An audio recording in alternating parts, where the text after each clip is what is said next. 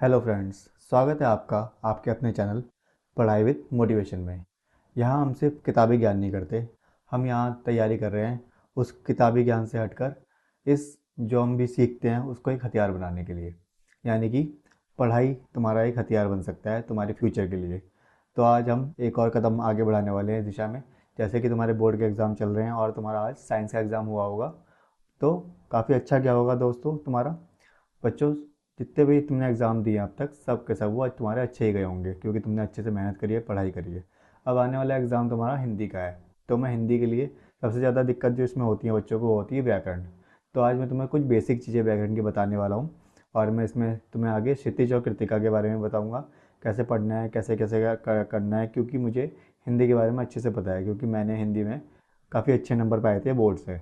तो जैसा मैं कहूँगा वैसे चलना मेरे साथ हिंदी को लेकर, और अपनी हाँ स्पीड जरूर बना के रखना अच्छे से हिंदी में।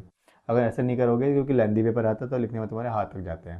लेकिन कोई चीज़ छोड़नी नहीं है हिंदी में क्योंकि वो तुम्हारी परसेंटेज बढ़ाएगी। ठीक है, 80 में से 80 नंबर आना कोई बड़ी बात नहीं है हिंदी में। थोड़ी बहुत अगर कहीं मिस्टेक होगी तो स्पेलिंग में हो सकती है, लेकिन वो भी नहीं होनी चाहिए वैसे तो।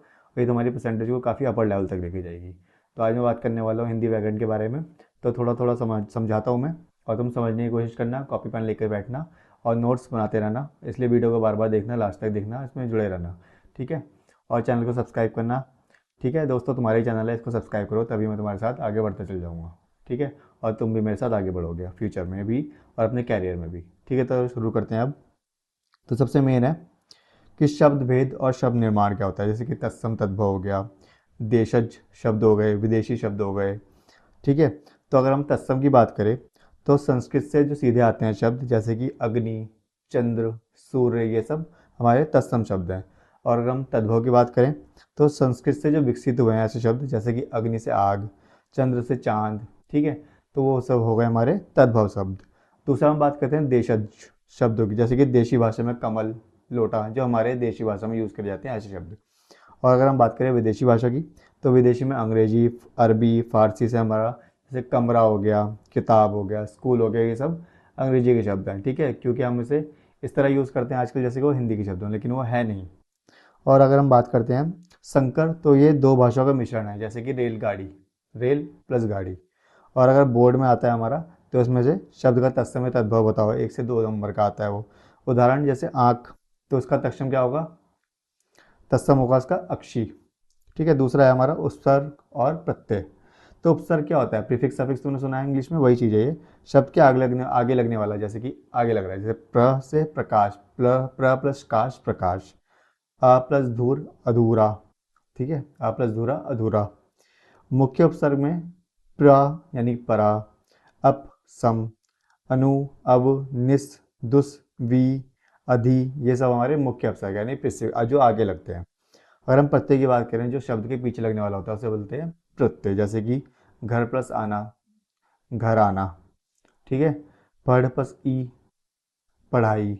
ठीक है, और मुख्य इसमें ता, पन, ई, आना, इया आदि, जैसे अपनाया, अपनापन, ये सब हमारे प्रत्यय में आते हैं। और इसके आगे आते हैं हम संधि। संधि यानी स्वर संधि हो गई, व्यंजन संधि हो गई और विसर्ग संधि हो गई। इसमें हम बात करते हैं स्वर संधि से। दो स्वर से में जो नया शब्द बनता है उसे बोलते हैं स्वर संधि। जैसे विद्या प्लस अर्थी यानी कि विद्यार्थी। दीर्घ संधि में महा प्लस ईश, महेश।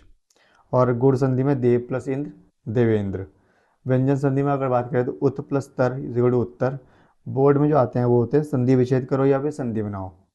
उदाहरण के लिए महा प्लस आत्मा यानी महात्मा। फिर आते हैं हम समास, ये सबसे ज़्यादा पूछे जाते हैं जिसमें बच्चों को सबसे ज़्यादा कन्फ्यूजन होती है।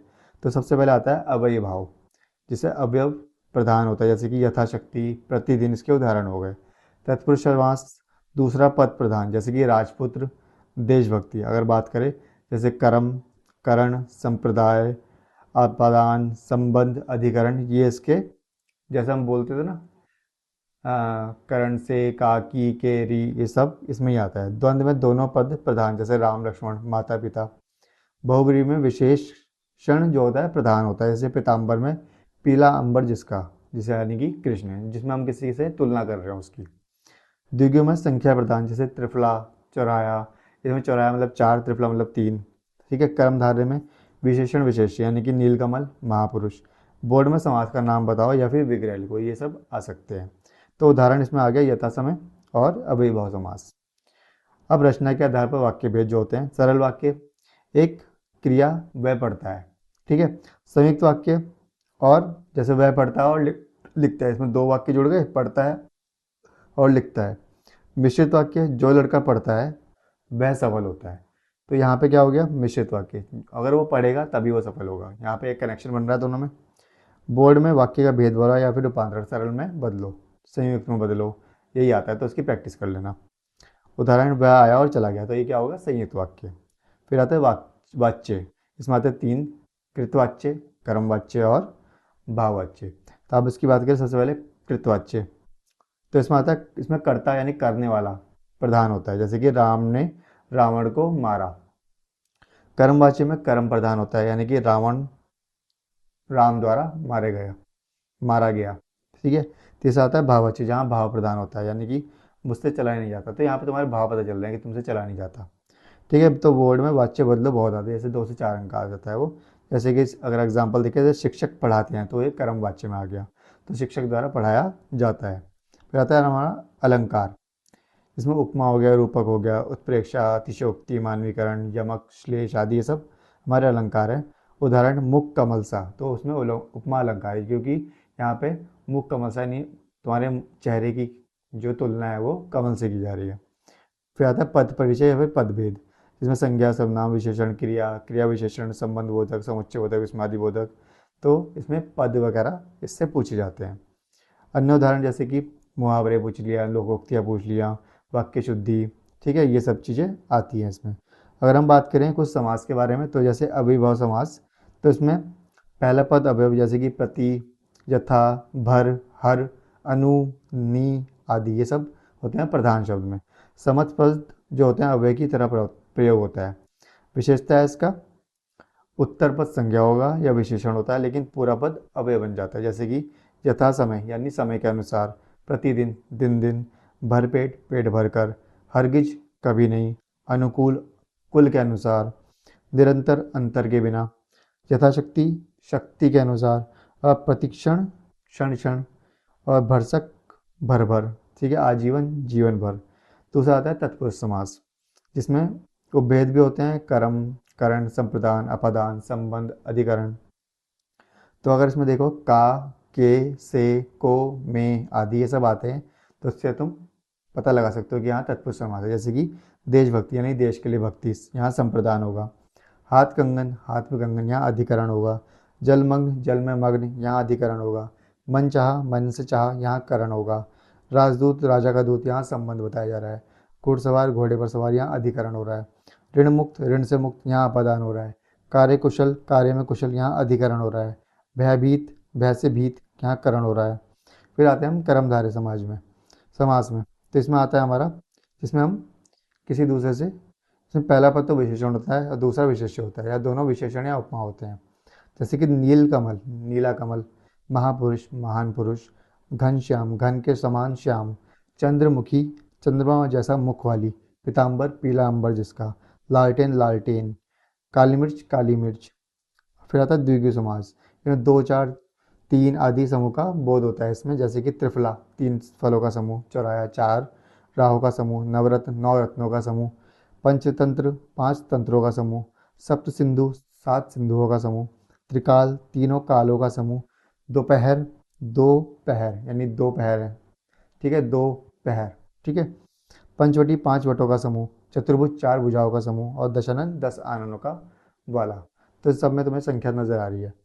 फिर द्वंद्व समाज, इन दोनों में बीच में या का भाव होगा, जैसे कि माता पिता, माता और पिता, हानि लाभ, हानि और लाभ, दिन रात, दिन और रात, सुख दुख, सुख और दुख, आना जाना, आना और जाना, राम कृष्ण, राम और कृष्ण, नमक मिर्च, नमक और मिर्च, चाय नाश्ता, चाय और नाश्ता, मित्र शत्रु, मित्र शत्रु, मित्र और शत्रु, जी जान, जी और जान, ठीक है।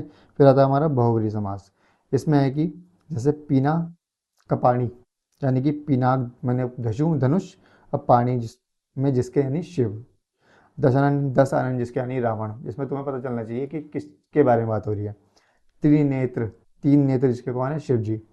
चक्रपाणी, चक्र पाणी में जिसके यानी विष्णु। लंबोदर, लंबा उदर जिसका गणेश जी। पीताम्बर, पीला वस्त्र वाला यानी कृष्ण जी। नीलकंठ, नीलकंठ जिसका यानी शिव जी। मेघनाद, मेघ जैसा नाद जिसका यानी इंद्रजीत। अनघट यानी घट, घटना ना होने वाला।